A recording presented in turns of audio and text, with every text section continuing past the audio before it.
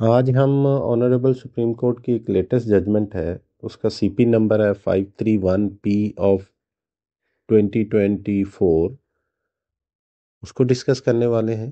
Honourable supreme court of Pakistan نے اس میں hold کیا کہ ایک ٹیچر جو کمپلسری ریٹائر ہوا بغیر ریگولر انکوائری کے، تو اس کا کیس آنریبل سپریم کورٹ کے پاس آیا۔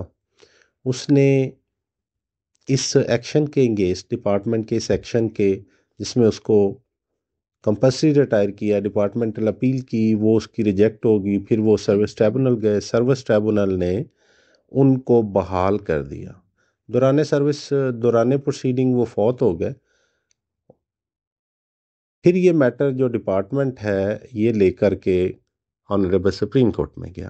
آنریبل سپریم کورٹ نے اس میں ہولڈ کیا کیونکہ اس میں فیئر انکوائری نہیں ہوئی، اس کو ڈسپینس ود کرنے کے لیے کوئی لیجٹیمیٹ ریزن نہیں دی گئی، لہٰذا جو سروس ٹریبونل نے ایک ڈیسیجن کیا ہے وہ ویلڈ ڈیسیجن ہے، اس میں کسی قسم کی کوئی ان لافل ایکشن نہیں ہے۔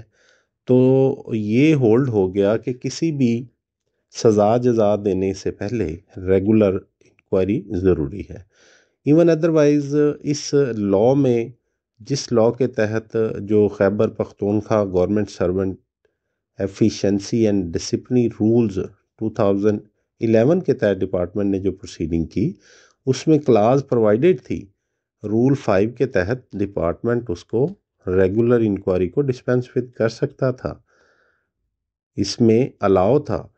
پھر بھی سپریم کورٹ نے کہا کیونکہ جو اس کے خلاف ایلیگیشن لگے ہیں، ان ایلیگیشن کو جب تک ریگولر انکوائری نہیں کی جائے گی تو اس کو ریڈریس یا اس کو سارٹ آؤٹ نہیں کیا جا سکتا۔